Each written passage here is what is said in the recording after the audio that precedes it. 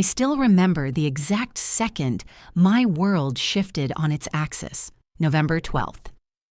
4:47 p.m. I was sitting in my home office, the one with those floor-to-ceiling windows that look out over the lake. Snow had just started falling, those fat, lazy flakes that make you want to curl up with hot chocolate and forget the world exists. Downstairs, I could hear my husband Jake laughing with our kids, Lily and Noah probably building another Lego castle that would take over the dining room for weeks. The house smelled like cinnamon and pine. We'd put the Christmas tree up early because the kids begged, and honestly, I never could say no to those faces. Life was perfect. The kind of perfect that makes you nervous, like you're waiting for the other shoe to drop. Then my phone lit up. Mom's name flashed across the screen. I smiled. Maybe she was finally calling to ask what the kids wanted for Christmas. Maybe she actually remembered I existed this year. I opened the text. "Sorry, honey, there's just no room for you at Christmas this year. Mark's family is taking the basement, Emily's crew needs the 2 spare bedrooms, and with all the grandkids and presents, we're going to be bursting at the seams. The tree is already overflowing and we haven't even started wrapping. Maybe next year when it's quieter. Love you." I read it once, twice, 3 times, 4. The words didn't change. No room for me. Not, "Can we make it work?" Not, "Let's figure something out." Not even, "I wish we had more space."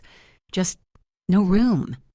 In the house I bought, with the money I earned, while she used that same money to spoil my brother and sister's kids with iPads, gaming consoles, and those ridiculous $400 sneakers they'd grow out of in 3 months. I felt something inside me crack. Not with a sound, nothing that dramatic. It was more like ice on a frozen lake finally giving way after years of pressure. Clean. Cold. Final. See, here's the thing they didn't know yet. For 12 years, I had been the anonymous angel keeping that roof over their heads. Every mortgage payment, every tax bill, every repair when the furnace died or the roof leaked, every single dollar that let my mother play Lady Bountiful with my siblings while treating me like an afterthought. She thought it was Dad's secret life insurance. She thought God had provided a miracle. She had no idea the miracle had my name on it. And now she'd just told that miracle there was no room at the inn. Bad move, Mom. Really bad move. Hey guys, it's Sarah. If you're new here, smash that subscribe button right now because this story is about to get wild. Grab your coffee, get comfortable, and maybe make sure you're sitting down, because I'm about to tell you how my own mother uninvited me from Christmas and how I showed up anyway on Christmas morning with a surprise that left my entire family standing in the snow, crying, with nowhere to go. Every word of this is true, and I do it again. Let's go. You need to understand something about my family before this makes sense. I'm the oldest of 3 kids. Mark came along when I was 2, Emily when I was 4. And the moment Mark drew his first breath, I stopped being a daughter and became unpaid labor. Mom had me at 19, young, scared, probably not ready. Dad was 21. Working factory shifts that started at 5 a.m. and ended whenever the overtime dried up. They were broke, exhausted, and one baby was already stretching them thin. Then Mark arrived like some kind of golden miracle. Suddenly, Mom discovered motherhood. She cooed over him, took 1,000 photos, bought him new clothes instead of garage sale hand-me-downs.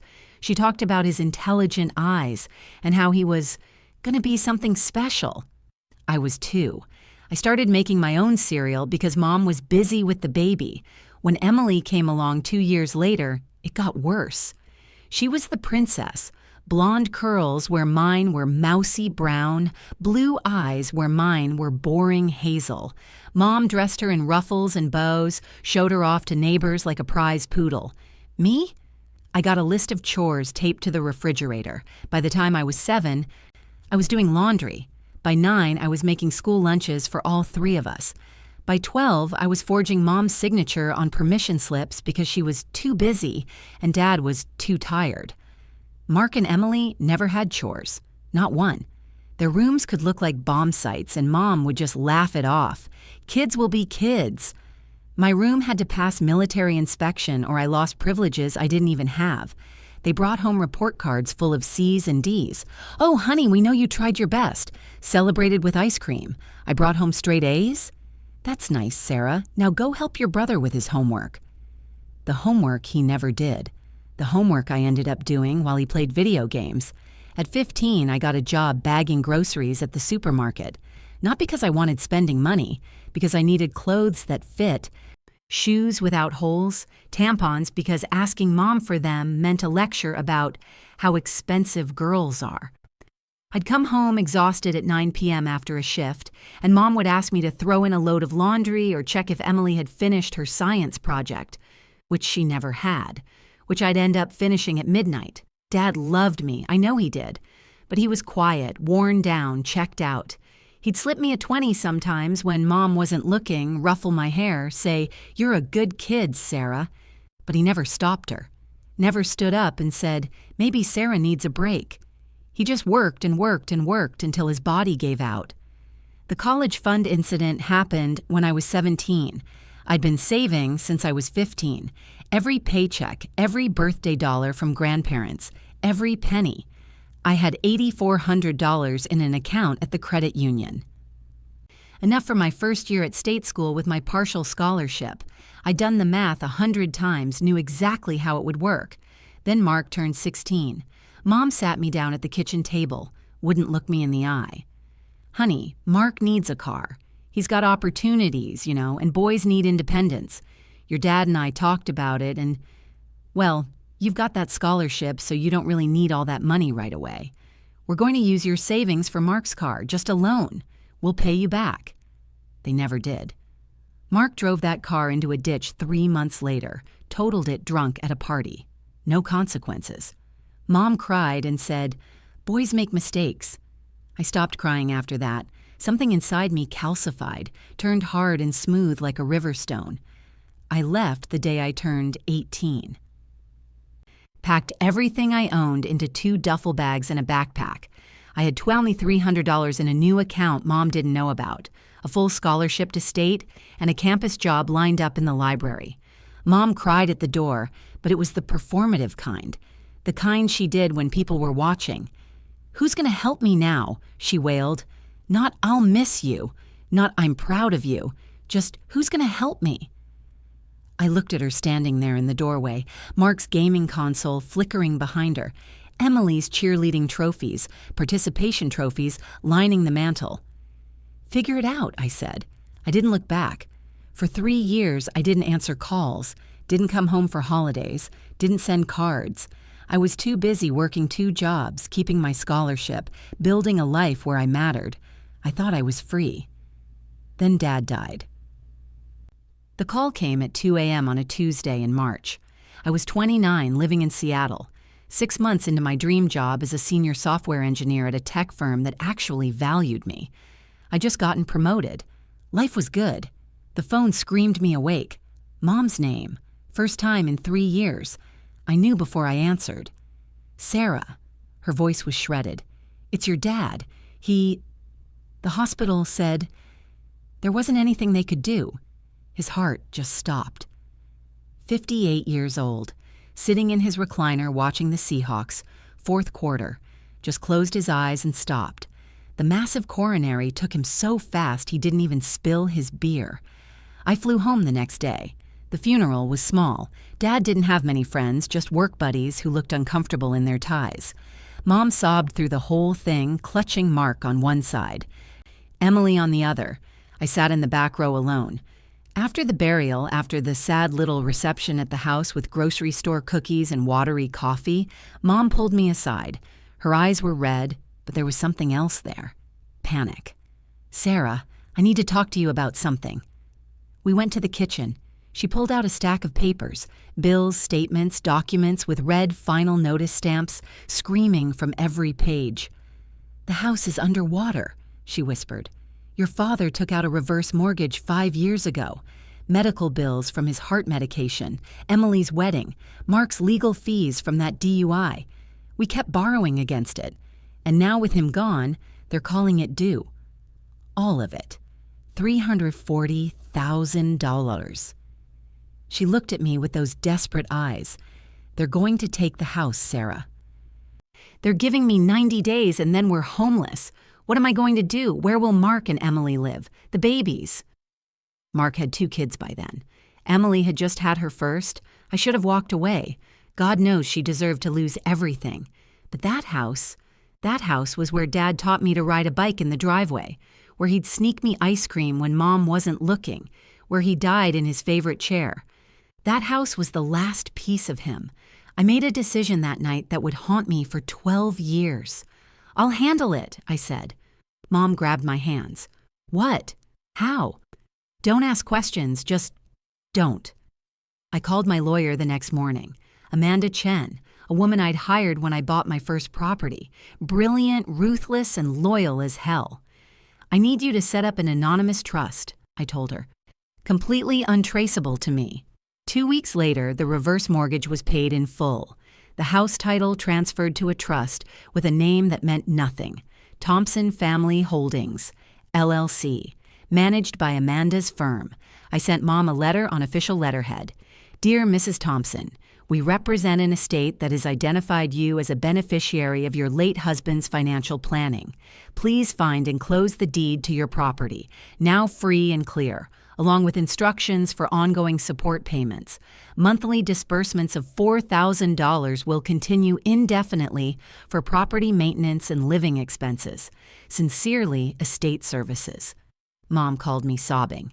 "Sarah, oh my God, your father had a secret life insurance policy. The lawyers say it's taken care of, everything. The house is paid off.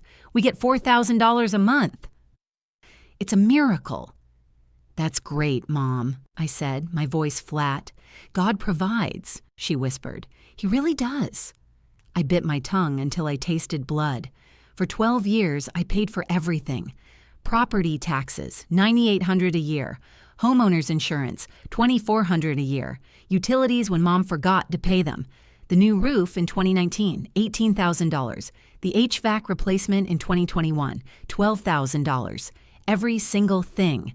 Plus that $4,000 a month so Mom could play beneficent matriarch, buying Mark's kids gaming consoles, funding Emily's spa days, hosting elaborate Christmas mornings with mountains of presents.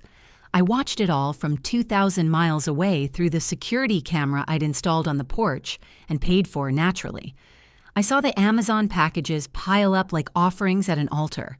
I saw the photos on Facebook every Christmas. Mark's kids drowning in toys, Emily's kids dressed like catalog models, Mom beaming in the center like she'd personally funded it all. Every year, I sent modest gifts for the nieces and nephews. Books, educational toys, sensible things. Every year, Mom texted a lukewarm, "Thanks." Never once, "Wish you were here." Never once, "We miss you." I told myself it was fine. I had my own family now. I was free. But freedom is expensive when you're paying for everyone else's comfort. Let me paint you a picture of what my money was funding. Mark, 33 years old when this all went down, still no college degree, dropped out sophomore year to find himself, which apparently meant smoking weed and working random construction jobs that never lasted more than 6 months. 3 kids with 2 different women. The first girlfriend left when she figured out he'd never grow up. The second one stuck around longer, probably because Mom's house meant free rent, free food, free babysitting. He lived in the basement. The finished basement I paid to renovate in 2018 when Mom called crying about making space for Mark's family. $34,000 for drywall, carpeting, a full bathroom, and a kitchenette. Mark treated it like a frat house. Beer cans everywhere, dishes piled in the sink I'd installed, his girlfriend's makeup scattered across countertops I'd paid for.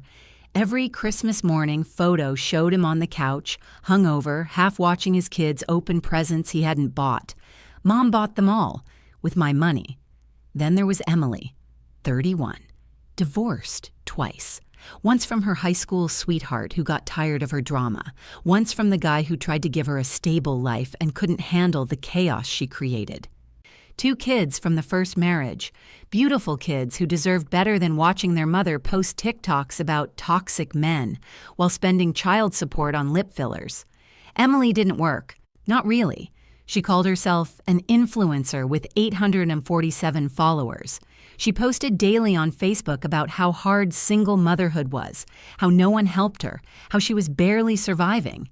Meanwhile, Mom paid for her nails, $75 every 2 weeks, her Botox, $400 quarterly, her DoorDash, at least $200 a week, her kids' private dance classes, $180 a month, her car payment when she forgot the Amazon packages.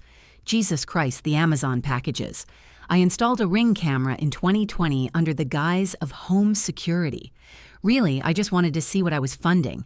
Every single day, every day, packages arrived. Kids' toys, kitchen gadgets no one needed, clothes with tags that would never be removed, decorative pillows for a house I owned. Christmas 2023 was the worst. I watched the footage on my laptop while eating takeout alone in my Seattle apartment. Jake was traveling for work. Kids were at his parents'. The living room looked like a mall had exploded. Mountains of presents. Mark's kids got new bikes, iPads, gaming consoles, those Jordans I mentioned earlier, $400 shoes for a 6-year-old. Emily's kids got American Girl dolls, the expensive ones. Hoverboards, more clothes than they could wear in a year. Mom sat in the middle like a queen, directing traffic, basking in gratitude. And me? I'd sent modest gifts weeks earlier, books, puzzles, a science kit for the oldest, educational stuff. Mom texted, "Thanks for the gifts." That's it. No photos of my nieces and nephews opening them. No video call to say hi, nothing. But my money had bought every other present in that room. My own family was different. Jake and I met at work 5 years ago. He's a project manager. Kind, funny, sees me. Actually sees me. We got married in a small ceremony. Mom didn't come, said it was too far, too expensive, even though I offered to pay for everything. Lily is 8 now. Noah is 6. They're smart, creative, kind kids who've met their grandmother exactly twice. The first time, Mom made the 3-hour drive when Lily was 2. She stayed for 4 hours, held the baby stiffly like she was made of glass, left early because the traffic. The second time was Lily's 5th birthday. Mom came with Emily, who spent the whole party on her phone. Mom brought a gift, a cheap toy that broke the same day, and spent most of the party criticizing. "Why is Lily's hair so frizzy? Don't you know how to use a straightener? This cake is from a box? I always make homemade for my grandkids. That dress is kind of tacky, don't you think?" Lily was 5. She cried in her room after they left. Jake found me standing in the kitchen, hands shaking with rage. "She's never coming here again," I said. "Good," he replied. But I kept sending the money every month like clockwork. Because that's what you do for family, right? You sacrifice. You provide. You set yourself on fire to keep them warm, even when they don't notice, even when they'd rather you freeze. I watched from afar as my siblings built lives on my foundation. Mark's girlfriend posted photos of date nights at restaurants I was funding. Emily humble bragged about manifestation bringing her abundance. Mom shared Bible verses about God's provision. None of them new, and I told myself that was enough, until it wasn't.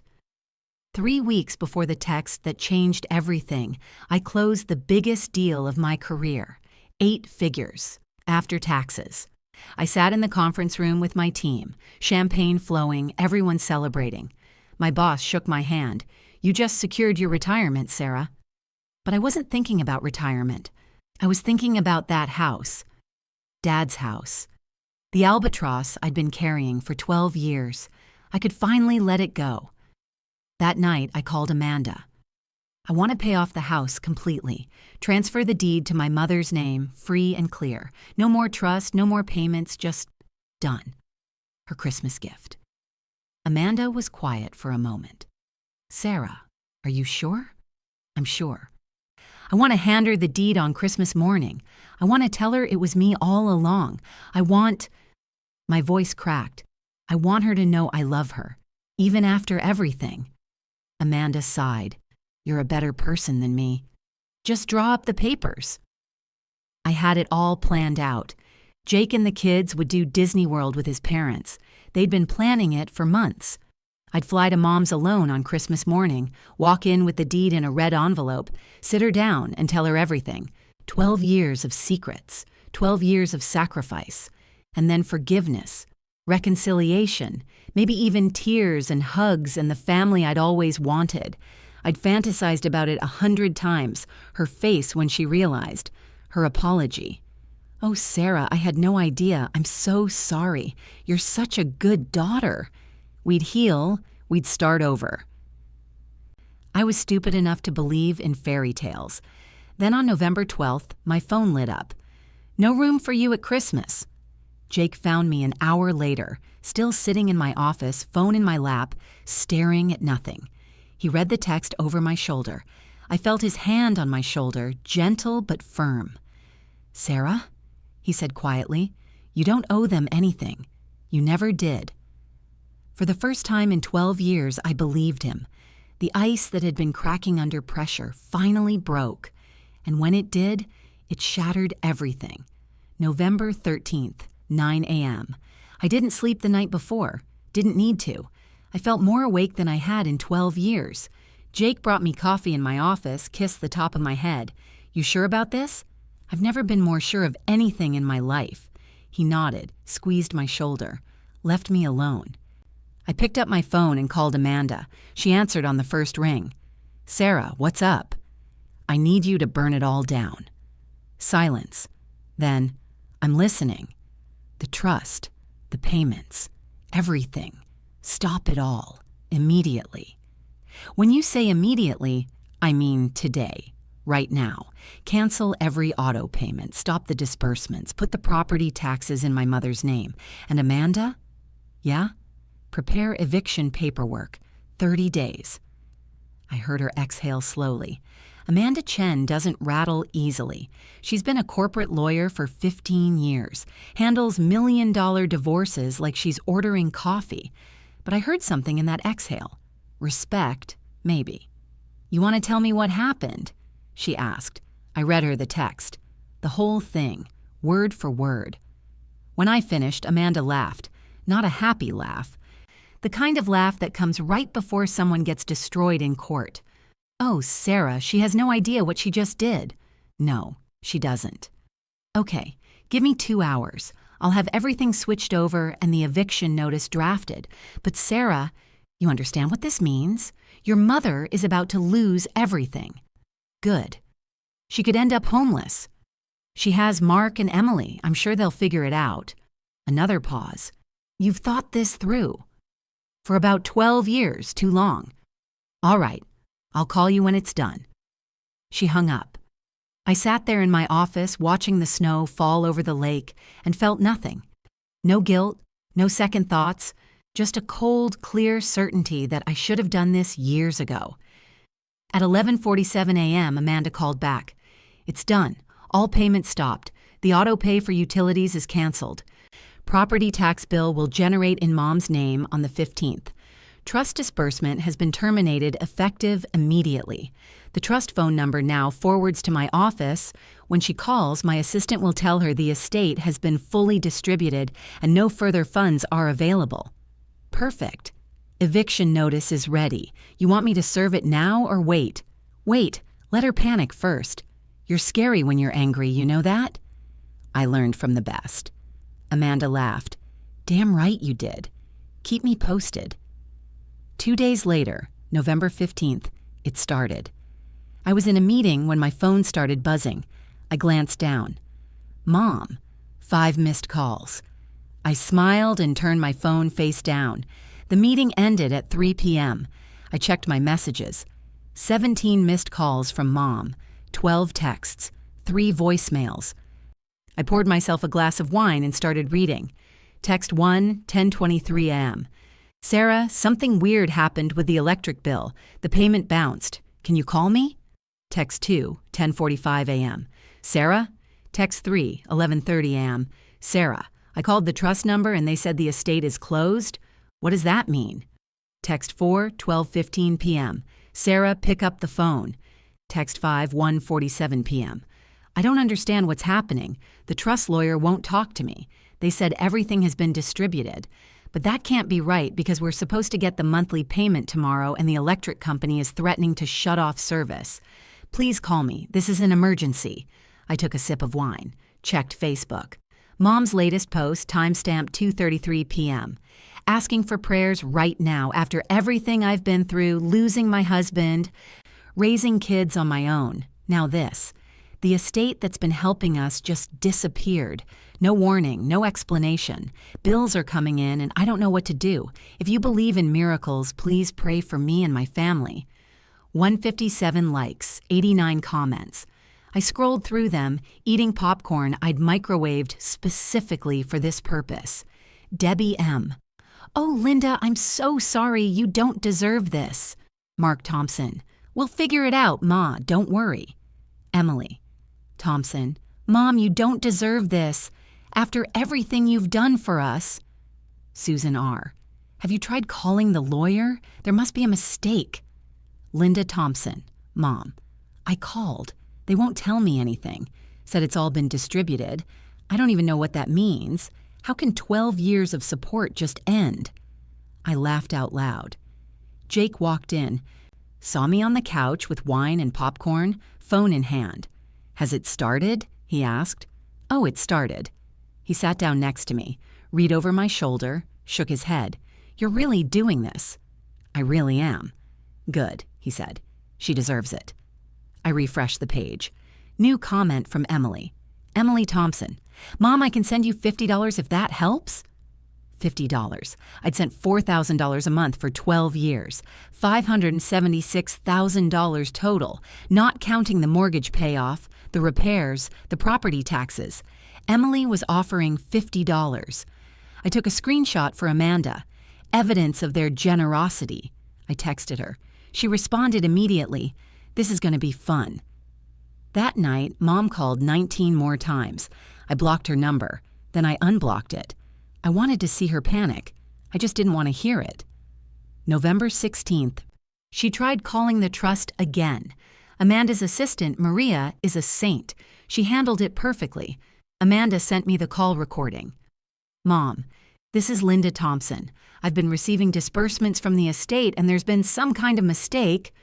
Maria, Mrs. Thompson, the estate in question has been fully distributed as of November 13th. All obligations have been satisfied. Mom, but that's impossible. I'm supposed to get $4,000 this month. The bills are due. Maria, I understand this is difficult, but the benefactor determined that all support would cease as of that date. Mom, benefactor? What benefactor? This is my husband's estate. Maria, I'm afraid I cannot disclose the details of the trust. All I can tell you is that no further funds will be disbursed. Mom, this is insane. I need to talk to someone in charge. Maria, I am the person in charge of this matter, Mrs. Thompson. Is there anything else I can help you with today? Mom, you're telling me I'm just supposed to figure out how to pay $9,000 in bills with nothing? Maria, I'm very sorry for your situation. Have a good day. Click. I listened to that recording 5 times, played it for Jake over dinner. He winced. That's brutal. That's justice, I said. Lily looked up from her mac and cheese. Mommy, why are you smiling like that? Just thinking about something funny, sweetie. What? Adult stuff. Eat your dinner. She shrugged and went back to her noodles. Jake caught my eye across the table, raised his eyebrows. I just smiled. Let the games begin. November 18th arrived with the grace of a wrecking ball. I was working from home, halfway through a code review when my phone rang. Mom, I let it ring. Voicemail notification. I waited 10 minutes, made myself a fresh coffee, sat down in the armchair by the window, and pressed play. Sarah, please. I don't know what to do. A bill just came in the mail. Property taxes. $9,800. Due by December 31st. I don't even know what property taxes are. Your father always, and then the trust handled it. But now they're saying I owe it, and Sarah, I don't have $9,800. I don't even have $800. The electric bill is $340, and the gas is $215, and I had to ask Emily to loan me money for groceries, and she could only give me $30. Please call me back. Please, I'm begging you. Her voice cracked on that last word. I deleted the voicemail. 3 minutes later, she called again. I answered this time. Hello? Sarah? Oh, thank God. Did you get my message? I did. So you know about the tax bill? Mm-hmm. Silence. I could hear her breathing, fast and panicky. Sarah, I need help. I don't know what to do. The trust won't answer my calls. The estate is closed, and I have all these bills and no money and... Have you tried selling some of the kids' Christmas presents? I asked. My voice was so calm, so reasonable, like I was asking about the weather. Dead silence. What? The Christmas presents, I repeated. For Mark's kids, Emily's kids. You said the tree was overflowing with presents. Surely some of those could be sold to cover your bills. Sarah, those are for the children. I can't... Oh, so there's money for presents, but not for property taxes. Interesting priorities, Mom. What is wrong with you? Her voice went shrill. Your own mother is in crisis, and you're being cruel. Cruel, I repeated. The word tasted funny in my mouth. That's an interesting choice. You know what's cruel, Mom? Being told there's no room for you at Christmas because there are too many presents under the tree. Silence.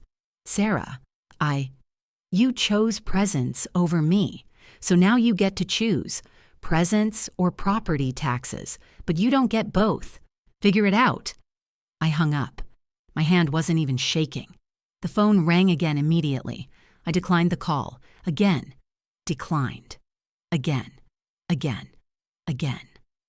17 times. On the 18th call, I texted her, "Stop calling me." She called again. I turned off my phone. Jake came home from work and found me cooking dinner, humming to myself. "You seem happy," he said carefully. Mom called. And? I told her to sell the kids' Christmas presents to pay her bills. His eyes went wide. Then he started laughing. "You didn't." "I did." "Sarah, that's cold." "Good." I stirred the pasta. "She's called me 18 times since. I stopped answering after the first one." "How do you feel?" I thought about it. Really thought about it. "Light," I said finally. "Like I've been carrying something heavy for so long I forgot what it felt like to put it down. And now it's gone, and I can breathe." He kissed my temple. "Good. You deserve to breathe." That night, I turned my phone back on to check messages. 32 missed calls from Mom, 6 from Mark, 4 from Emily. A string of texts from Mom ranging from desperate, "Please, Sarah, I'm sorry," to angry, "How can you do this to your own mother?" to manipulative, "I guess I raised you wrong if you can treat me like this." One text from Mark, "What the fuck is your problem? Mom is crying nonstop." One from Emily, "Sarah, this isn't funny anymore. Mom really needs help. Whatever is going on between you two, this isn't the way." I responded to none of them. Instead, I checked Facebook. Mom's latest post from an hour ago. "I don't understand how people can be so heartless. I raised 3 children on my own after my husband died. I sacrificed everything. And now, when I need help the most, my own daughter turns her back on me. Some people don't deserve the blessings they've been given." Praying for God to soften her heart. No names. But everyone knew who she meant. The comments were gold. Cheryl K. "Some children just don't appreciate their mothers. I'm so sorry, Linda." Mark Thompson. "Don't worry, Ma, we got you." Emily Thompson. "You're the best mom in the world. Her loss." Debbie M. "What is wrong with kids these days? After everything you've done?" I screenshotted the whole thing, sent it to Amanda with the caption, "Building our case." She replied, "Beautiful. She's making this too easy." November 19th, Mom tried a new tactic. She sent me an email. Subject line, "Please read this." I almost deleted it without opening, but curiosity won. "Sarah, I don't know what I did to make you hate me so much. I know I wasn't a perfect mother. I was young when I had you, struggling, doing my best. Your father's death broke me, and I've been trying to survive ever since. I don't know why the trust stopped supporting us. I don't know if you know anything about it, but I need you to understand. We are about to lose everything. The house your father loved, the place where you grew up. I'm asking you, daughter to mother, please. If you have any way to help, please help us. I'm sorry if I hurt you by saying there was no room at Christmas. There's always room for you. I didn't mean it the way it sounded. Please. Love, Mom. I read it twice. Felt nothing. She was sorry if she hurt me. Not sorry for what she did. Sorry if. Conditional. Contingent on my reaction. And still, she didn't actually say I was welcome at Christmas. Just that there was always room. Empty words. I closed the email without responding. Opened my banking app instead. Checked the trust account balance. $1.2 million. Everything I'd planned to use to pay off the house, settle the taxes forever, give Mom a comfortable retirement. All of it just sitting there now. I could solve her problems with a single transfer. I closed the app. Let her figure it out. November 20th. I went to the gym, got a massage, had lunch with a friend who had no idea what I was going through. We talked about her new boyfriend, her job, normal things. It was nice.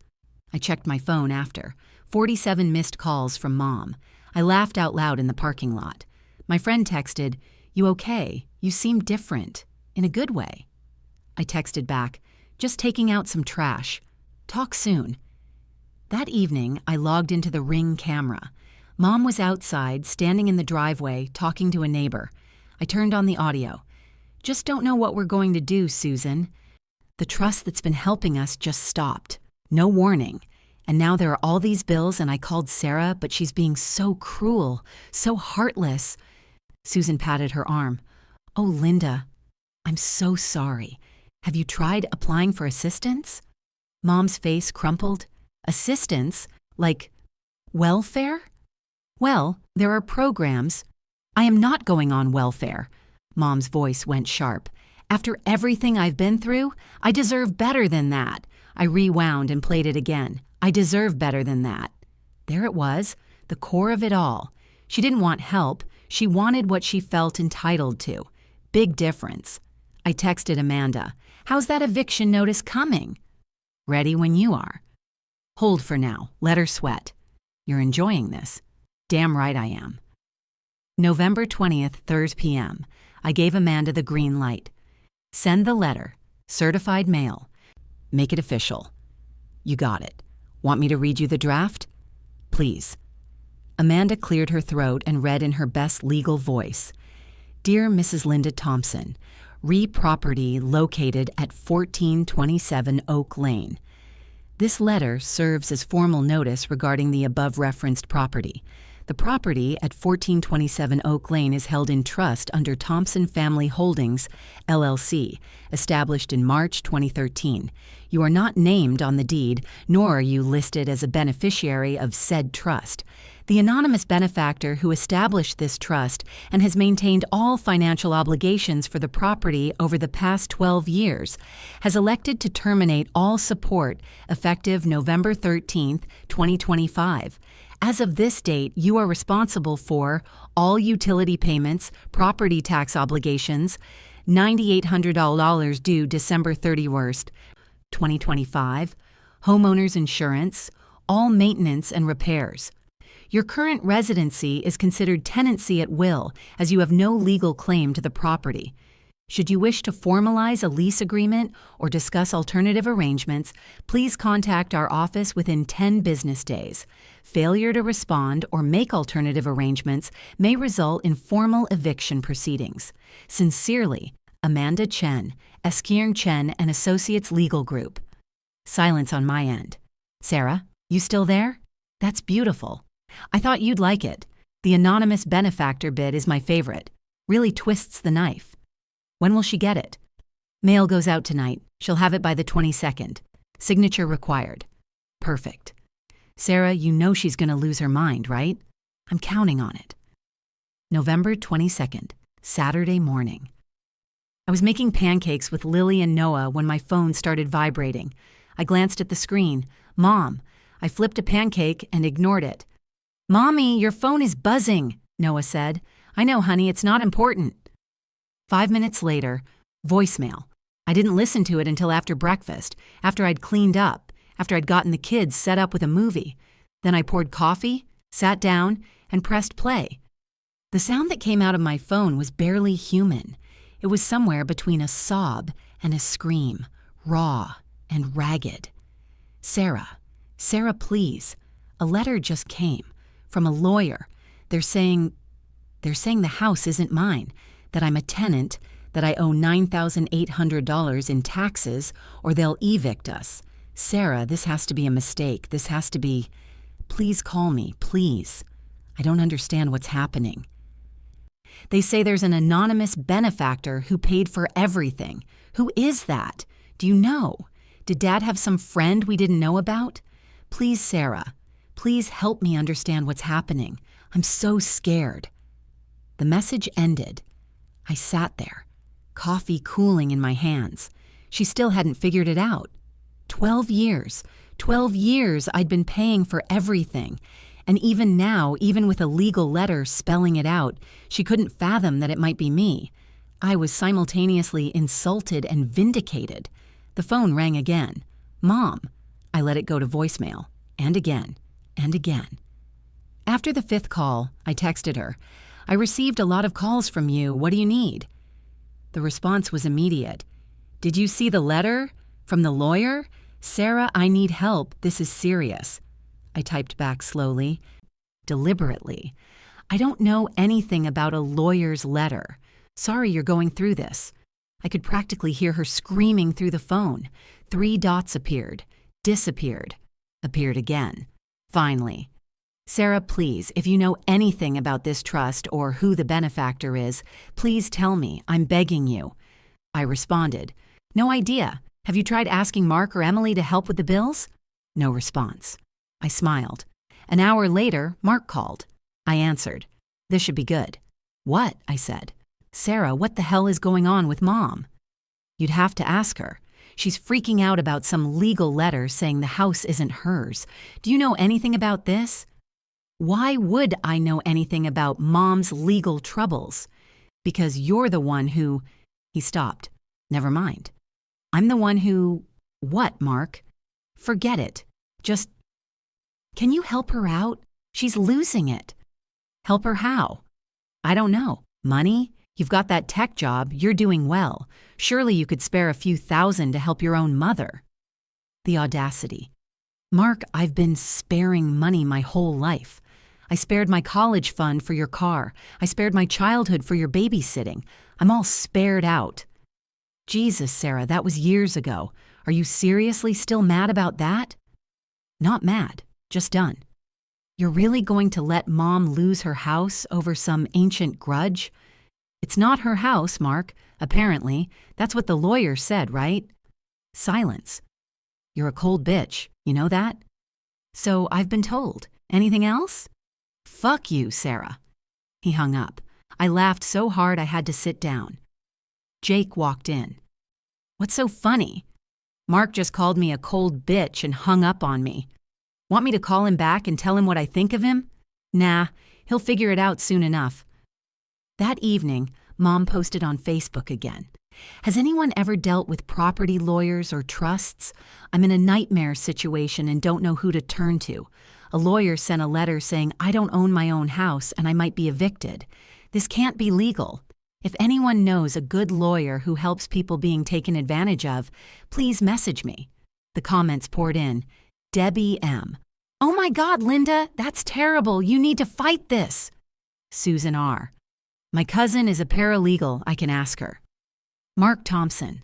Ma, we're going to figure this out. Don't worry. Cheryl K. This is what happens when big corporations prey on widows. Sue them. No one. Not a single person suggested she might not actually own the house. Because why would they? She'd been living there for 30 years. Of course it was hers, except it wasn't. It was mine. November 23rd, Mom tried calling me at 6 a.m. I was asleep. Jake grabbed my phone before I could wake up fully and turned it off. "She can wait," he mumbled.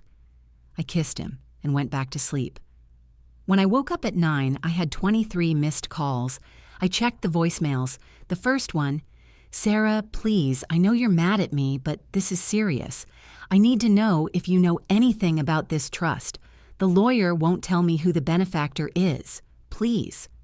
The 7th one, "Sarah, I'm your mother. You owe me at least a phone call. Call me back." The 15th one, Fine, don't help, don't care. I'll figure it out myself. I always do.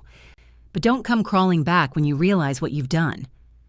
The 23rd one, recorded at 8:47 a.m. Silence, just breathing. Then a whispered, "Please." I deleted all of them. Checked Facebook. Mom had tagged me in a post. Sarah Thompson. I don't know what I did to deserve this treatment from my own daughter, but I'm praying for you. I hope someday you understand what it means to be a mother and how much it hurts to be abandoned when you need help most. 157 likes, 94 comments, most of them from people I'd never met, people who only knew Mom's version of events. Debbie M. Sarah, you should be ashamed. Cheryl K. Some people forget where they came from. Random person. Your mother raised you, and this is how you repay her? I untagged myself. Then I commented publicly, "Mom, my phone number hasn't changed. If you need to talk, you know how to reach me. Publicly tagging me on Facebook isn't the way." Professional, calm, reasonable, making her look like the dramatic one. She deleted the post 10 minutes later. I screenshotted it first, obviously. Sent it to Amanda. "More evidence." Amanda, "She's doing our job for us. Keep it coming." The trap was set. Now I just had to wait for her to walk into it. Thanksgiving came and went like a fever dream. Jake and I hosted at our place. His parents, his sister's family, our kids, 20 people around our dining table, laughing, eating turkey I didn't burn, drinking wine I didn't cheap out on. My phone stayed in my office. Silenced. I checked it once. After dinner, 41 missed calls from Mom, 7 from Mark, 3 from Emily, 1 voicemail from Mom, timestamp 3:47 p.m. "Sarah, it's Thanksgiving. I'm sitting here with your brother and sister and all the grandkids, and there's an empty chair where you should be. I made your favorite stuffing, the kind with cranberries. I thought maybe you'd surprise us and show up, but you didn't. And now I'm looking at this empty chair and wondering where I went wrong as a mother. Please call me back." I deleted it without finishing. Jake found me standing in my office, phone in hand. "You okay?" "She made my favorite stuffing." And nothing. Just manipulation. She never made my favorite anything when I actually lived there. He pulled me into a hug. "Come back to the family, your real family." I went back to the dining room where Lily was showing Jake's mom her drawing, and Noah was stealing extra pie when he thought no one was looking. This was my family. The rest was just ghosts. The day after Thanksgiving, Black Friday, the dam broke. I was browsing online sales when I saw it. Mom's jewelry collection listed on Facebook Marketplace. The diamond earrings I'd sent her 3 years ago for her birthday. Anonymous gift, of course, $1,500, listed at $800. The pearl necklace from 5 years ago, $2,200, listed at $1,000. The sapphire bracelet from 7 years ago, $3,800, listed at $1,800. All of it marked must sell ASAP. The descriptions were desperate. Beautiful diamond earrings, barely worn, need to sell quickly for family emergency. Firm on price. I screenshotted every listing, sent them to Amanda. Her response, "Holy shit, she's liquidating." Good. Letter. I watched the listings over the next few days. The earrings sold first, then the necklace. The bracelet took a week, finally sold for $2,600. She netted maybe $3,400 total from jewelry worth over $7,000 that I'd paid for. Still not enough to cover the property taxes. December 1st, Emily launched a GoFundMe. Help my mom keep her home after tragic loss. The description was a masterpiece of manipulation. My mom, Linda Thompson, is a 60-year-old widow who lost her husband suddenly 5 years ago. She's been struggling to keep the family home where we all grew up, where her grandchildren come for Christmas, where all our memories live. Due to circumstances beyond her control, the financial support she's been receiving has stopped. She now owes almost $10,000 in property taxes and doesn't have the money to pay. She's already sold her jewelry, gifts from her late husband, just to try to keep the lights on. She sacrificed everything for her children and grandchildren. Please, if you can spare even $5, it would help keep her from losing everything. No mother should have to face homelessness because of bureaucratic cruelty. God bless and thank you for your generosity. Goal, $10,000. I checked it every day. Day 1, $87 from 6 donors. Day 3, $140 from 11 donors. Day 7, $298 from 19 donors. Most donations were $5 or $10 from Mom's Facebook friends, people who meant well but couldn't really afford to help. Mark donated $20. Emily donated $30 of her own money to her own GoFundMe. I didn't donate. On December 8th, the GoFundMe update appeared. Thank you to everyone who has donated. We're at $340 so far. Unfortunately, we still need over $9,000 to save the house. If you can share this campaign, it would mean the world. Time is running out. God bless. $340. In 12 years, I'd given them over $500,000. They'd raised $340 in a week. The universe has a sense of humor. December 10th, Mark's girlfriend packed up and left. I only knew because of the Ring camera. I watched her load 3 crying kids into a minivan at 11 a.m. on a Tuesday. Mark was at work. She didn't leave a note on the door, just took the kids and drove away. Mark came home at 6 p.m., went inside, came running back out 20 minutes later, looking around like they might be hiding in the yard. I watched him call her, watched him yell at his phone, watched him sit on the porch steps with his head in his hands. Mom came out, put her arm around him. I couldn't hear what they said, but I could see him crying. 33 years old, sitting on the porch I paid for, crying because his free ride was over and his girlfriend had finally had enough. I felt nothing. That same week, the utilities started shutting off. First the cable and internet. Not essential, but Mom treated it like a death in the family. Posted on Facebook about how she couldn't even watch TV to escape her stress. Then the water heater broke. The repair estimate was $1,800. Mom posted asking if anyone knew a cheap but reliable repair person. Someone commented, "You get what you pay for Linda." She deleted the comment. The heater didn't get fixed. I watched via Ring as Mark brought in space heaters from God knows where. Fire hazard in a house I still technically owned. I called the insurance company, made sure the policy was current and in the trust's name. If they burned it down, at least I'd get the insurance money. December 12th, Emily posted a TikTok. I don't follow her, but Amanda does, for evidence purposes. She sent me the link. Emily, sitting in her car, crying with full makeup running down her face. When your mom is about to lose her house and you've already given everything you can, and your sister, who makes 6 figures, won't even return phone calls. Some people forget where they come from. Family is supposed to be there for each other. But I guess money changes people. The video had 200 views. Comments were split. Your sister sounds terrible. Why doesn't she help? But also, if she makes 6 figures, why don't you make more? This feels like there's more to the story. Family drama should stay private TBH, Amanda commented from a burner account. What did you do to make your sister not want to help? Emily deleted the TikTok 3 hours later. December 14th, the group chat exploded. I wasn't in it anymore. Mark had removed me months ago, but Amanda had ways. She forwarded screenshots. Mark, Mom sold her wedding ring today. Her fucking wedding ring, and Sarah won't even call her back. Emily, I hate her, I really do. How can someone be so heartless? Mark, because she's always been jealous, even when we were kids, jealous that Mom loved us more. Emily, she's punishing Mom for something that happened decades ago. It's pathetic. Mark, if I see her, I swear to God. Emily, she won't show her face. She's too much of a coward. Mom, girls, please, this isn't helping. I just don't understand what I did wrong.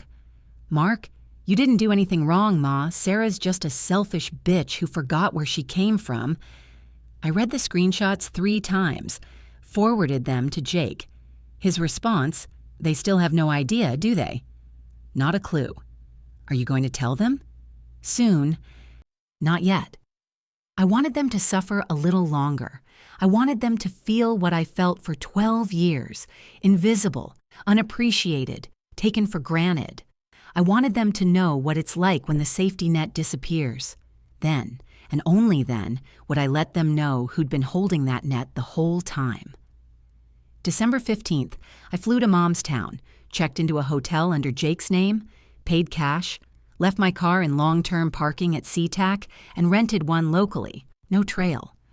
Amanda met me at a coffee shop 3 blocks from the hotel. She had a manila folder. "Everything you need," she said, sliding it across the table. Inside, property appraisal, $785,000, buyer contract, cash sale, as, closing date January 15th, eviction notice, finalized, and the original deed transfer document, the gift I'd planned to give Mom on Christmas. "The buyers are lovely," Amanda said. "Gay couple from Portland, want to turn it into an Airbnb for artists. Already have renovation plans. They're paying cash, no inspection, no contingencies. Easiest sale I've ever handled." "Perfect. You're really doing this on Christmas." "I'm really doing this." She raised her coffee cup. To revenge served cold. I clinked my cup against hers, ice cold.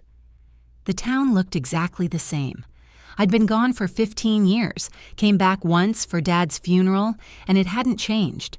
Same gray sky, same cracked sidewalks, same depressing strip mall where I used to bag groceries. I drove past the house first, couldn't help myself. The Christmas decorations were up, lights along the roofline, inflatable Santa in the yard, both purchased with my money naturally. Mom's car in the driveway, older now, one hubcap missing. Mark's truck rusted out, taking up 2 spots. No sign of Emily's car. She probably couldn't afford gas. I drove past slowly, memories flooding back. There's the driveway where Dad taught me to ride a bike. There's the window to my old room where I used to hide and read by flashlight. There's the porch where I sat the night before I left, promising myself I'd never come back. And yet here I was, full circle. I parked down the block and just watched for 20 minutes. Lights on in the living room. I could see shadows moving behind the curtains. Probably Mark on the couch, Mom in her chair. The same positions they'd occupied for years while I funded their existence from 2,000 miles away. My phone buzzed. "Amanda, you at the house?" "Nearby, just observing." "How do you feel?" I thought about it. Powerful. For the first time in my life, I'm the one in control. "Good, you deserve it. Lunch tomorrow to go over final details?" "Perfect, see you then." I drove back to the hotel, ordered room service, and spread the paperwork across the bed. The appraisal report showed every detail of the house. Square footage, 2,400. Bedrooms, 4. Bathrooms, 2.5. Recent improvements. Finished basement, 2018, $34,000. My money. New roof, 2019, $18,000. My money. HVAC replacement, 2021, $12,000. My money. Total value, $785,000. My investment over 12 years, $576 in monthly payments, plus $340,000 for the reverse mortgage, plus $64,000 in improvements. Total, $980,000. I was selling it for $785,000, taking a $195,000 loss, worth every penny. December 16th, I met Amanda at a restaurant across town. She brought more documents. "The buyers are ready to close January 15th, she said, "but they're willing to be flexible if you need more time." "No, January 15th is perfect. Gives Mom exactly 30 days from the eviction notice." Speaking of which, Amanda pulled out another document. "This is the formal eviction notice. I'm filing it on the 20th as planned. Sheriff will serve it in person. Very official. Beautiful. Sarah." Amanda put down her fork. "I have to ask. Are you sure you want to do this? Once we serve that notice, once we proceed with the sale, there's no going back. Your mother will be homeless on January 15th unless she finds somewhere else to live. She has Mark. She has Emily. They'll figure it out. What if they don't? Then they'll learn what the rest of us learned. Life's hard when no one hands you everything. Amanda nodded slowly. Okay. Just making sure you're prepared for the fallout. I've been prepared for this my whole life. We finished lunch and reviewed the timeline. December 20th. Formal eviction notice filed and served. December 23rd. Individual letters to Mark and Emily revealing the truth. December 25th. My grand entrance. January 15th. House sale closes. New owners take possession. Clean, surgical, perfect. That afternoon, I drove to the county recorder's office. The clerk was a woman in her 50s with reading glasses on a chain. Can I help you? I need to pull property records for 1427 Oak Lane. One moment. She typed into her computer, printed out several pages. Here you go, full ownership history. I scanned the documents. 1987, original purchase by Richard and Linda Thompson, my parents. Purchase price, $89,000. 2003, reverse mortgage initiated. Amount, $75,000. 2008, additional draw on reverse mortgage. Amount, $50,000. 2012, final draw on reverse mortgage. Total owed, $340,000. 2013, title transfer to Thompson Family Holdings, LLC, my trust. Reverse mortgage paid in full. Everything documented. Official, irrefutable. I paid for certified copies of everything. Can I ask what this is for? The clerk said. Family matter. She nodded knowingly. Those are always the hardest. If she only knew. December 18th, I did surveillance. Not proud of it, but I wanted to see what I was dealing with. I parked down the street at 7 a.m. and watched. Mark left for work at 7:45 in his truck. Looked tired. Hungover, maybe. Mom came out at 8:30 to check the mail. She'd aged since I last saw her. Hair grayer, face harder. She stood on the porch for a long moment, just staring at the street like she was waiting for a miracle, still waiting for that anonymous benefactor to change their mind. Emily showed up at 10 a.m. with her kids. Mom must be babysitting. I watched Emily drive away in a car held together with duct tape and prayers. Mark came home at 4 p.m., went straight inside without acknowledging Mom on the porch. At 6 p.m., I watched them through the window, all three of them in the living room.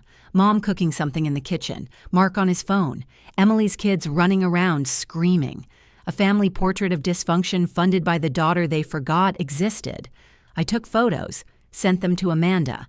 Final evidence, they have no idea what's coming. You're scary efficient. You know that? I learned from my lawyer. That night, I went to a bar across town where no one would recognize me. Ordered a whiskey. Neat. The bartender was young, chatty. You from around here? Used to be.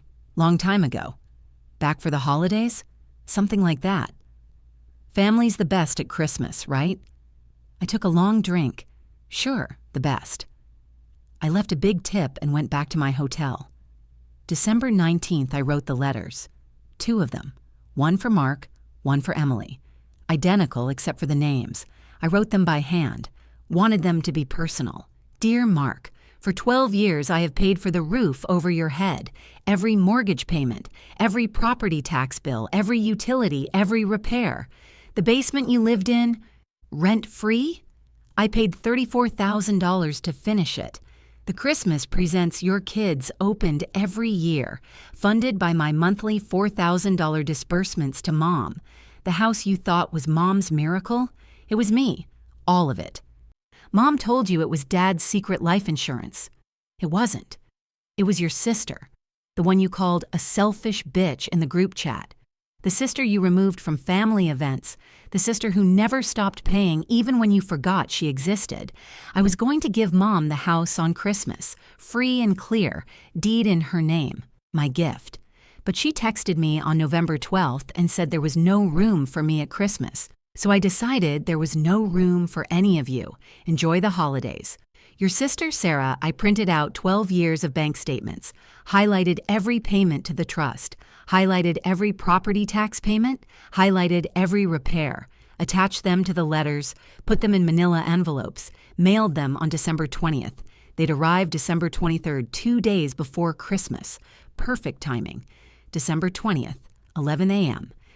I sat in my hotel room watching the Ring camera feed on my laptop. The sheriff's deputy arrived right on schedule. He was young, professional, carrying a clipboard. Walked up the porch steps and knocked. Mom answered. I could see her through the doorway, wearing her bathrobe, hair a mess, clearly wasn't expecting company. The deputy said something, handed her an envelope. Even through the grainy camera footage, I could see her face change. She opened the envelope right there on the porch, read the first page. Her knees buckled. The deputy reached out to steady her. She shook her head, said something, went back inside. The deputy stood there for a moment, then walked back to his car and made some notes. I rewound and watched it again. That moment when she realized it was real. That this wasn't some bureaucratic mistake she could fix with phone calls. That she was being formally evicted from the house she thought was hers. Beautiful. 10 minutes later, my phone started ringing. Mom. I let it ring. Voicemail notification. I waited an hour before listening. The sound that came through was barely coherent, sobbing so hard she could barely form words. They're evicting us. 30 days. Sarah, please. Please, if you know anything. If you can help, please, I'm begging you. We have nowhere to go. The grandkids. Where will the grandkids go? Please, Sarah, please. I deleted it. Checked Facebook. Mom had posted 5 minutes ago. They're evicting us. 30 days to get out of our home. The home where I raised my children, where my grandchildren celebrate Christmas. I don't understand how this is legal. I don't understand how people can be so cruel. If anyone knows a lawyer who can help, please message me. I can't afford much, but I'll figure out payments somehow. Please share this. Comments poured in within minutes. Debbie M. This is outrageous. You need to call the news. Susan R. Linda, I'm so sorry. This is terrible. Let me ask my church if they can help. Cheryl K. Who owns the house? Can you fight this? Mark Thompson. This is fucking bullshit. We're going to fight this. Ma, don't worry. Emily Thompson. I can't believe this is happening. Mom, you don't deserve this. No one asked the obvious question. Why didn't Mom own the house she'd lived in for 30 years? Because that would require thinking. December 21st, the scrambling intensified. Mom posted asking if anyone had rooms to rent. For a family of 3 of 5, needs to allow children, budget is $800 month max. Good luck finding that in this market. Mark posted on his page, anyone hiring, needs stable income ASAP, will do anything legal. 33 years old and just now realizing he needed a real job. Emily posted a long rant about systems that prey on vulnerable women and corporate greed destroying families. Zero self-awareness that the corporation was her sister. I watched it all unfold like a TV show. Amanda called that evening. They got the eviction notice. I know, I watched it happen. Jesus, Sarah, you really are ruthless. Just efficient. The letters mail tomorrow, right? Yep, they'll arrive the 23rd. You know this is going to cause a nuclear explosion, right? I'm counting on it. December 22nd, I did some Christmas shopping. Not for my family. Jake had handled that. For me. I bought myself a pair of Louboutin heels, the ones with the red soles that click like gunshots. I bought a new coat, camel cashmere, the kind that screams money. I bought the most expensive bottle of wine in the store. I deserved it. That evening, I had dinner alone at the nicest restaurant in town. Steak, medium rare, $85. The waiter asked if I was celebrating anything. Closure, I said. He smiled politely and brought me the wine. I toasted myself in the mirror behind the bar. To Sarah, I whispered, who finally learned to put herself first. December 23rd, 2 p.m. I was in my hotel room when my phone started blowing up. Not Mom this time. Mark and Emily. I watched the notifications roll in. Mark, 14 missed calls. Emily, 9 missed calls. Unknown number, 3 missed calls. Probably Emily calling from someone else's phone. Text from Mark. Call me right fucking now. Text from Emily. Sarah, we need to talk immediately. Text from unknown number. This is Emily. Sarah, please call me back. It's important. I knew what had happened. The letters had arrived. I made popcorn in the hotel microwave, opened my laptop, pulled up the group chat screenshots Amanda had forwarded earlier. Fresh messages from 10 minutes ago. Mark, everyone stop. I just got a letter from Sarah. You need to read this. Photo attached. Emily, what the fuck? What the fuck? Mom, what letter? What's going on? Mark, she's saying she paid for everything for 12 years. That it was her money, not Dad's estate. Emily, that's impossible. She's lying. She has to be lying. Mark, she attached bank statements, receipts, everything. Mom, is this true? Mom. Emily, Mom? Mom, I don't know. I thought it was the estate. The lawyers said there was a benefactor. They never said who. Mark, are you fucking kidding me right now? Sarah has been paying for everything and you never thought to figure out who? Emily, this doesn't make sense. If she had that kind of money, why didn't she ever help us? Why did she stay away? Mark, because we treated her like shit, maybe? Emily, we did not. Mark, Em, when was the last time you called her? When was the last time Mom invited her for Christmas? Emily, that's not the point. Mark, that's exactly the point. Mom, she's my daughter. She wouldn't do this. This has to be some kind of mistake. Emily, Mom, she attached 12 years of bank statements. Mark, the basement renovation, $34,000, right here, from her account to the trust. I lived there for free for 5 years and it was her money. Emily, oh my God, what have we done? Mom, I need to call her, I need to explain. Mark, explain what? That you told her there was no room for her at Christmas while she was paying for the house? Mom, I didn't know. Emily, we need to fix this. We need to apologize. We need to beg her to stop the eviction. Mark, I don't think she's going to answer. Emily, she has to. We'll call until she does. Mom, maybe if we go to her house in Seattle? Mark, and say what? Sorry we took advantage of you for 12 years? Emily, this is all your fault, Mark. If you hadn't been such a fucking leech... Mark, my fault? You're the one posting on TikTok about how she won't help. Emily, I didn't know. Mom, stop it, both of you. Fighting won't help. We need to think. Mark, there's nothing to think about. We're fucked. She owns the house. She can evict us, and we deserve it. Emily, speak for yourself. Mark, you're unbelievable. Silence for 20 minutes. Then, Mom, I'm calling the police. This is harassment. You can't just send threatening letters. Emily, Mom, I don't think that's going to work. Mark, yeah, Mom, those aren't threatening letters. Those are receipts. Mom, she's trying to destroy this family.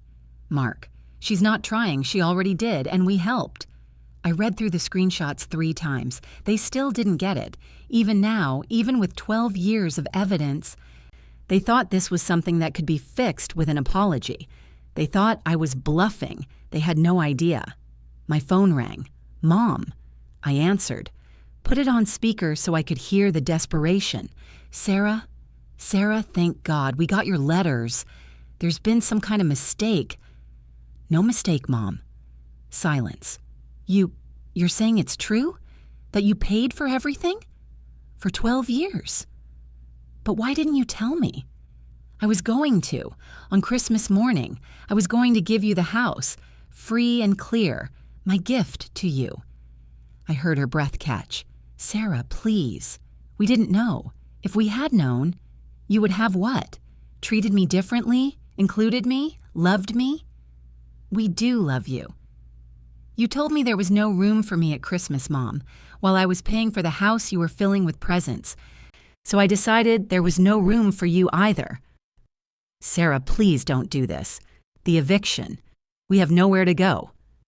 You have 30 days. Figure it out. What about the grandchildren? Where will they go? Ask Mark and Emily. They're adults.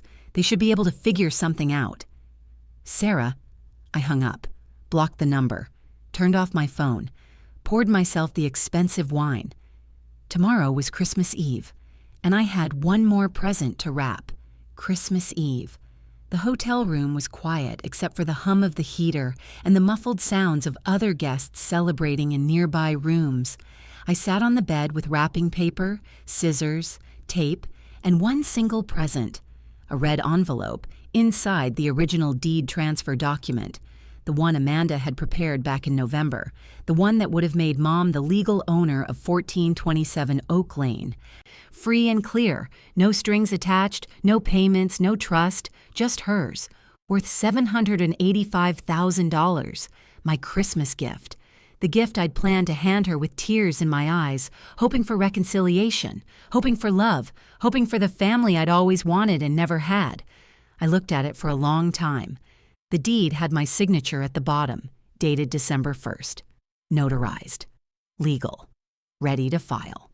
All it needed was Mom's signature, and it would have been done.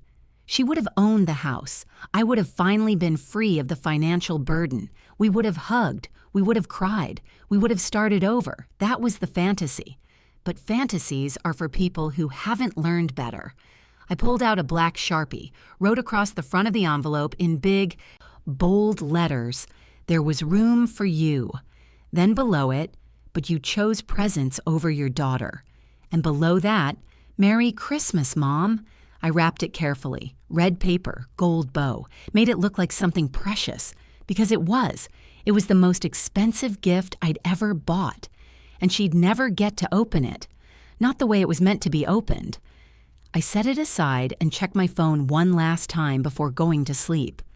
Amanda had sent screenshots of the latest group chat activity. Emily, "I can't reach Sarah. She blocked me." Mark, "Me too, and Mom. Mom, what are we going to do?"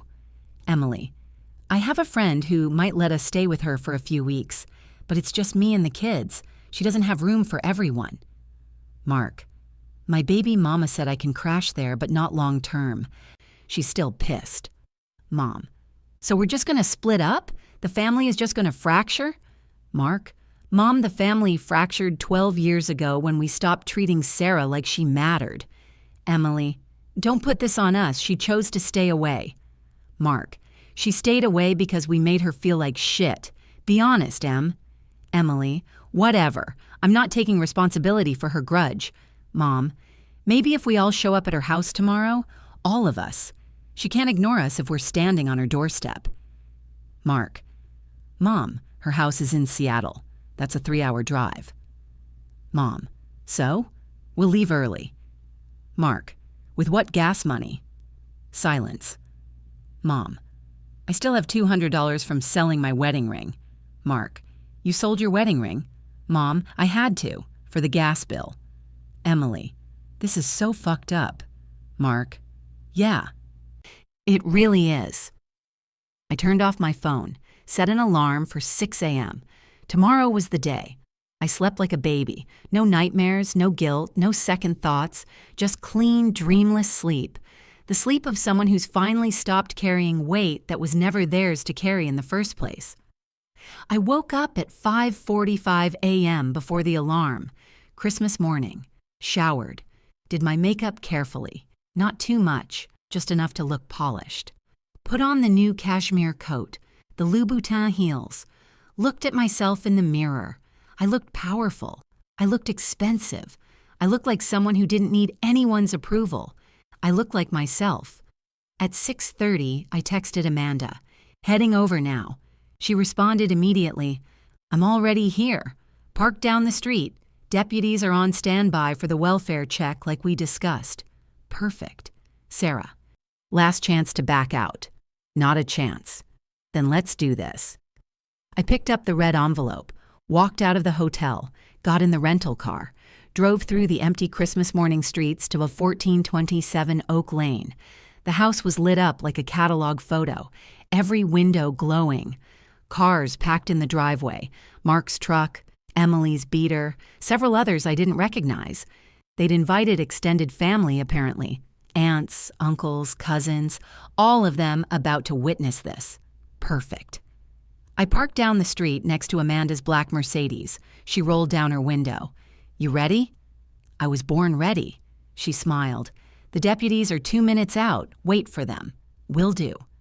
I sat in my car, red envelope in my lap, watching the house. Through the front window, I could see the Christmas tree. It was massive. Had to be 8 feet tall. Covered in ornaments and lights and surrounded by presents. Mountains of presents. The presents that were more important than me. A sheriff's cruiser pulled up behind Amanda's car. 2 deputies got out. Professional, polite. The older one, maybe 45, approached my car. I rolled down the window. "Ma'am, you're Sarah Thompson?" "That's me."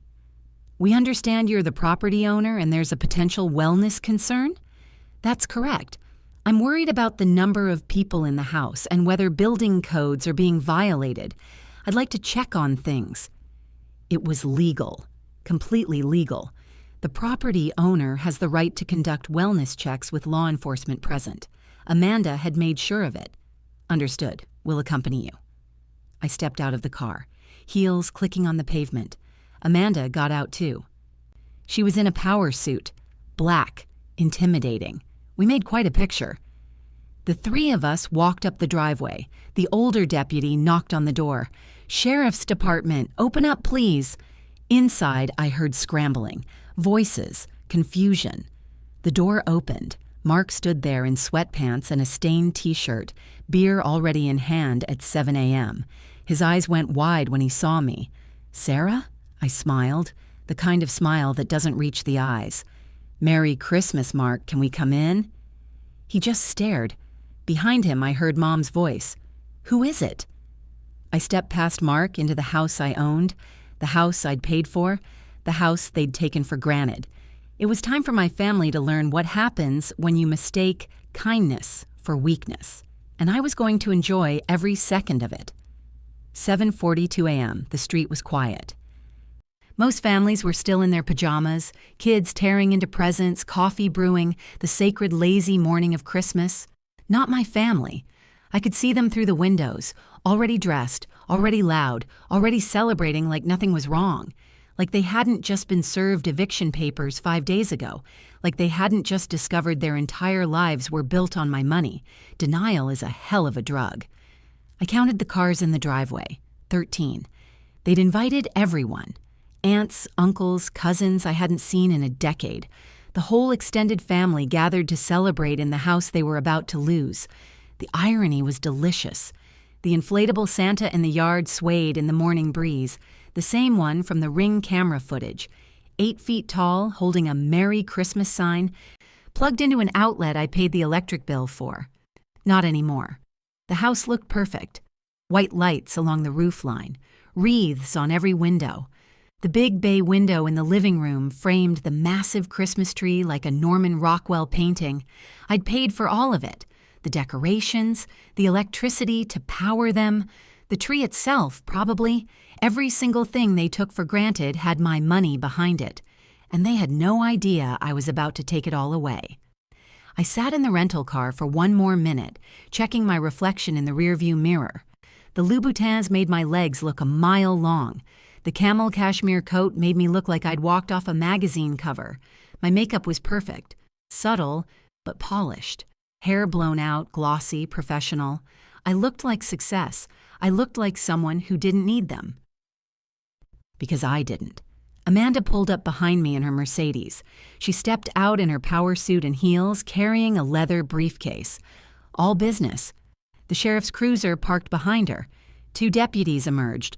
The older one from earlier, maybe 45 with silver at his temples, and a younger one built like he played college football. They approached my car. I stepped out. The heels hit the pavement with a sharp click, like a gunshot in the quiet morning. "Ma'am," the older deputy said, "we're ready when you are." "Thank you, officer." I pulled the red envelope from my purse. Amanda fell into step beside me. "You good?" "Never better." We walked up the driveway together, me, Amanda, and 2 armed deputies, a death march in designer heels. My heels clicked against the concrete. Click, click, click. Each step deliberate, powerful, final. I could hear the noise from inside now, kids shrieking with excitement, adults laughing, Christmas music playing, Jingle Bell Rock at high volume. They had no idea. I reached the porch. The older deputy stepped forward and knocked. Hard, official. "Sheriff's Department. Open the door, please." The music cut off. Silence. Then scrambling. Whispered voices. "Who the hell called the cops?" The door swung open. Mark stood there barefoot, wearing sweatpants and a t-shirt with beer stains. He had a can in his hand. Budweiser, it was barely 8 a.m. His eyes landed on me and went wide. "Sarah?" I smiled, cool, controlled. "Good morning, Mark. Merry Christmas." His mouth opened, closed, opened again. "What are you, or why are the cops—" "I'm the property owner," I said calmly.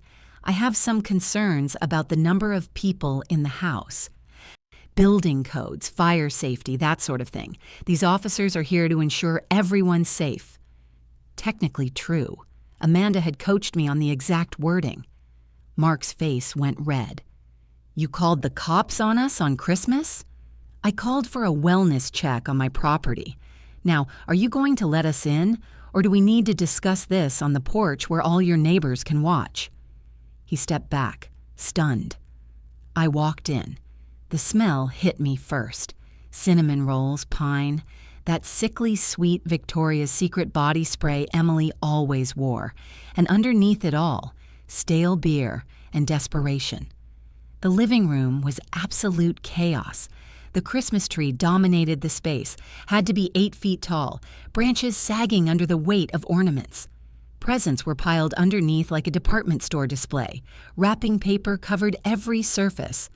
Kids, I counted 7 of them, were in various states of unwrapping, screaming, crying, fighting over toys. Emily was on the couch in new Ugg boots, phone in hand, mid-selfie. Mom sat in her rocking chair by the fireplace, wearing a red sweater I'd sent her 2 years ago, her hands wrapped around a coffee mug. The room froze when they saw me. 14 adults, 7 children, every single eye locked on me standing in the doorway with 2 sheriff's deputies and a lawyer in a $1,000 suit, dead. Silence. Even the kids stopped screaming. Emily's phone slipped from her hand. Mom's coffee mug clattered onto the side table. An aunt, whose name I'd forgotten, whispered, "Is that Sarah?" I stepped fully into the room. Amanda and the deputies flanked me. I looked around slowly, taking it all in. The enormous TV, 65 inches, had to be $2,000, playing a Hallmark movie on mute. The new sectional couch I'd never seen before, probably $3,000. The pile of presents that would make a toy store jealous. iPads, gaming consoles, designer clothes, expensive dolls. All of it funded by the monthly payments I'd stopped 6 weeks ago. They'd bought all this after the money stopped. Credit cards they'd never be able to pay off. I almost laughed. Mom found her voice first. She stood up slowly, like her bones hurt. "Sarah." Her voice was small, scared. "I didn't think you'd actually come." I met her eyes. "You said there was no room for me at Christmas, Mom. I wanted to see all this room you didn't have." The room stayed frozen. Nobody moved. Nobody spoke. I could see it on their faces. Confusion, fear, dawning realization that this wasn't a social call. Mom's hands were shaking. "Sarah, I tried calling you. I tried to explain—" "Explain what?" I interrupted, my voice calm as glass. "That you didn't know I was paying for everything? That you thought Dad's ghost was mailing you checks?" Someone gasped. Aunt Carol, I think. Emily stood up from the couch. "Sarah, this isn't the time or place." "No?" I looked around the room. "This seems like exactly the time and place. You're all here, in my house, celebrating Christmas with presents you bought on credit you can't afford. Seems perfect to me." Mark stepped forward, fists clenched. "Sarah, I don't know what you think you're doing." "I'm not thinking, Mark. I'm doing. And what I'm doing is exercising my rights as the legal property owner." Mom's face went white. "Sarah, please." I pulled the red envelope from my purse. The room's attention shifted to it like a bomb. I walked across the living room, my heels clicking on the hardwood floor I'd paid to refinish in 2020, and stood directly in front of Mom's rocking chair. She looked up at me with terrified eyes. I tossed the envelope into her lap. "Merry Christmas, Mom." Her hands trembled as she picked it up, read the Sharpie message on the front. "There was room for you." Her face crumpled. She opened it slowly, pulled out the deed transfer document. I watched her eyes scan it, saw the moment she understood what she was holding. "This is—" Her voice broke. "This is the deed to the house." "Read the date," I said. "December 1st. She looked up at me. "You were going to—" "I was going to give it to you. On Christmas morning. Free and clear. No more payments, no more trust, just yours. Forever." The room was so quiet I could hear the clock ticking in the kitchen. Mom started crying, silent tears streaming down her face. "But you told me there was no room for me," I continued, my voice steady. "So I decided there was no room for this either." I turned toward the door. Amanda stepped in right on cue. "Linda Thompson?" Mom looked up, mascara running. Amanda pulled 3 envelopes from her briefcase. "You've been served." She handed the first envelope to Mom, handed the second to Mark, handed the third to Emily. "These are formal eviction notices," Amanda said in her lawyer voice. "You have 30 days to vacate the premises. All 3 of you are named as you are all residents with no legal claim to the property." Mark ripped his envelope open, scanned it. His face went purple. "This is bullshit!" He threw the papers on the floor. "This is Mom's house." "Actually," I said calmly, "it's mine." "That's impossible." I pulled my phone from my purse, pulled up the property records I'd saved. "Here's the title transfer, March 2013, Thompson Family Holdings, LLC. That's my trust, my lawyer, my money." I swiped to the next image. "Here's the reverse mortgage payoff, $340,000, my money." Swipe. "Here's 12 years of property tax payments, $117,600 total, my money." Swipe. "Here's the basement renovation, $34,000. You live there rent-free for 5 years, Mark, my money." Swipe. "Here's the new roof, $18,000, my money." Swipe. "Here's the HVAC replacement, $12,000, my money." Swipe. "Here's the monthly disbursements, $4,000 times 144 months. That's $576,000. My money." I looked around the room at all the shocked faces. Everything, every single thing. The lights on this house, the heat keeping you warm, the water in your pipes, the tree you're standing next to, the presents underneath it. All of it came from me. Mark's face twisted. "You're lying. This is some kind of scam." "It's not a scam, Mr. Thompson," Amanda said coldly. "I have 12 years of documentation. Every payment is traceable. Your sister has been supporting this entire household since your father died." Emily made a strangled sound. "Why didn't you tell us?" I turned to look at her. "Because you never asked. In 12 years, not one of you thought to question where the money was coming from. You just took it. Because that's what you've always done. Taken." "That's not fair," Emily started. "Fair?" My voice rose for the first time. "You want to talk about fair, Emily? Fair was you getting Mom's time while I raised you. Fair was you getting new clothes while I wore hand-me-downs. Fair was Mark getting my college fund for a car he totaled while drunk. Fair was me working 2 jobs at 19 while you were getting your nails done at 31. You want to talk about fair?" She stepped back like I'd slapped her. Mark moved toward me, fast. The younger deputy intercepted him smoothly. "Sir, step back." "Get your hands off me," Mark shoved the deputy. Wrong move. Both deputies had him on the ground in under 3 seconds. Professional, clean. "Sir, you need to calm down," the older deputy said firmly. "Assaulting an officer is a felony." Mark was screaming into the carpet. "This is my mother's house." "No," I said quietly. "It's not." He thrashed against the deputy's hold. His foot caught the Christmas tree stand. The tree wobbled, tilted, fell. Crash. 8 feet of Douglas fir hit the hardwood floor like thunder. Ornaments exploded, glass shards everywhere. Water from the stand spreading across the floor, presents scattered, kids started screaming. It was chaos, perfect, poetic chaos. The deputies pulled Mark to his feet. He was crying now, rage tears streaming down his face. "You can't do this," he sobbed. "You can't." "I already did." Mom stood up, the deed transfer clutched in her hands. "Sarah, please, you're my daughter. We can fix this. We can—" "Fix what, Mom? 35 years of you choosing them over me? 12 years of me paying for a family that forgot I existed?" "We didn't forget. You told me there was no room for me at Christmas." My voice cracked. "Do you have any idea what that felt like? After everything I'd done, after every sacrifice, you chose presents over your own daughter." The room was dead silent except for the sound of children whimpering. "I was going to give you everything," I continued, pointing at the deed in her hands. "That was your Christmas gift. The house, free and clear, worth almost $800,000. You would have been set for life, but you couldn't even give me a seat at your table." Mom sank back into her chair, sobbing. Emily stepped forward. "Sarah, we're sorry.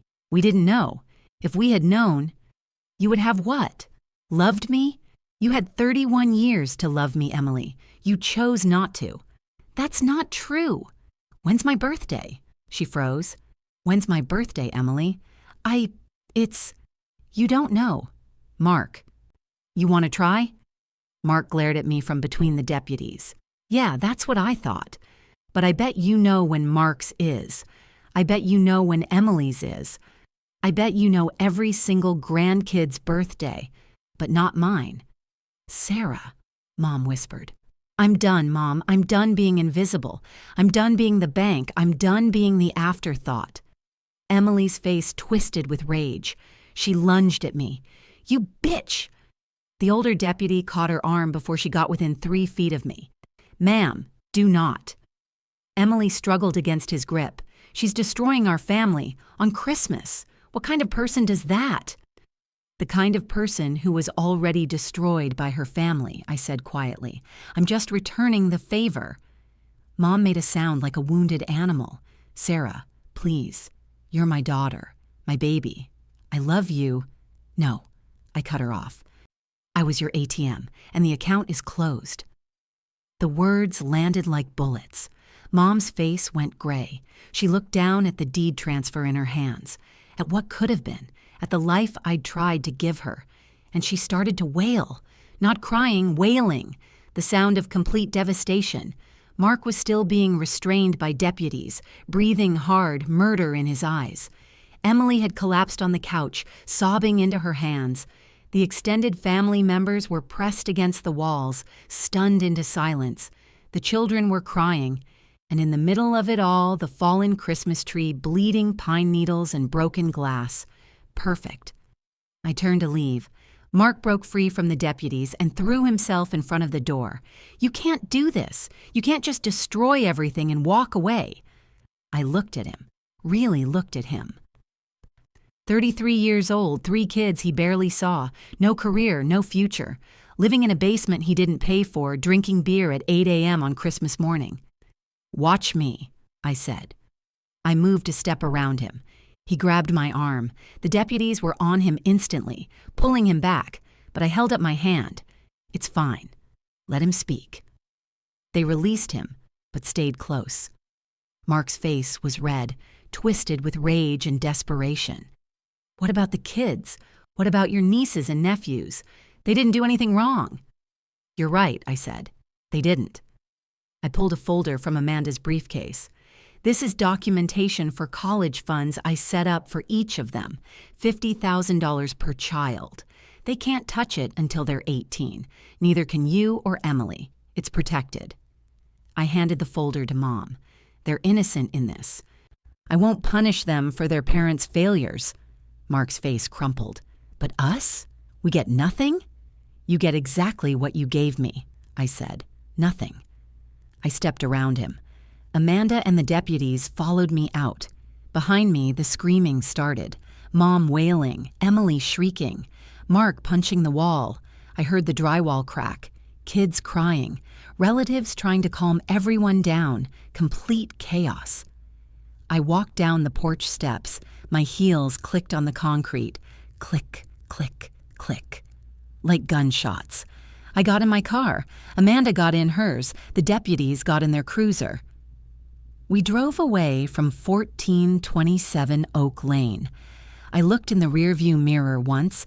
The house was beautiful in the morning light, decorated, perfect, hollow, just like the family inside it. I turned the corner and it disappeared from view. I never looked back again.